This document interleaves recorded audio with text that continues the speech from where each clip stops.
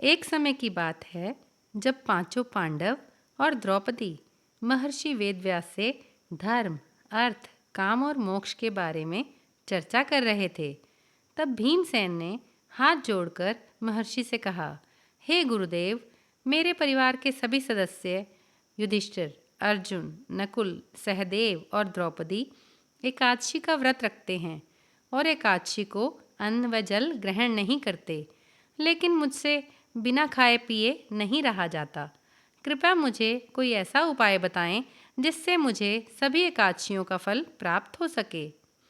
यह सुनकर महर्षि वेदव्यास ने कहा, हे भीम, यदि तुम स्वर्ग की प्राप्ति चाहते हो और तुम्हें नरक से डर लगता है तो तुम्हें दोनों पक्षों की एकादशियों का व्रत करना चाहिए। भीम ने लाचार होकर कहा, हे मुनिवर, मैं पहले ही बता चुका हूँ कि मेरी जठराग्नि बहुत तेज़ है। इसे शांत करने के लिए मुझे बहुत भोजन चाहिए। मैं एक दिन तो क्या, एक समय भी बिना खाए नहीं रह सकता। आप मुझे कोई ऐसा व्रत बताएं जिसे करने से मुझे साल भर के व्रतों का पुण्य मिल जाए। तभी महर्षि वेदव्यास ने समाधान बताते हुए कहा, ज्येष्ठ मास के शुक्ल पक्ष की एकादशी को निर्जला एकादशी कहते हैं। इस दिन तुम्हें बिना जल और बिना अन्न के उपवास रखना है। इस एक दिन के व्रत से तुम्हें वर्ष की सभी 24 एकादशियों का फल मिलेगा। महर्षि की बात सुनकर भीम ने पूरे नियम निष्ठा के साथ यह कठिन निर्जला व्रत रखा।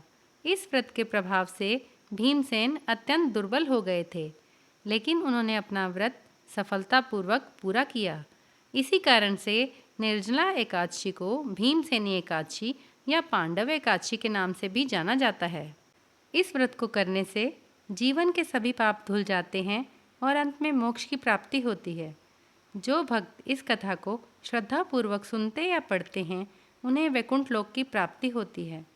निर्जला एकादशी के दिन जल से भरा कलश, वस्त्र और फल आदि का दान करना अत्यंत पुण्यकारी माना जाता है।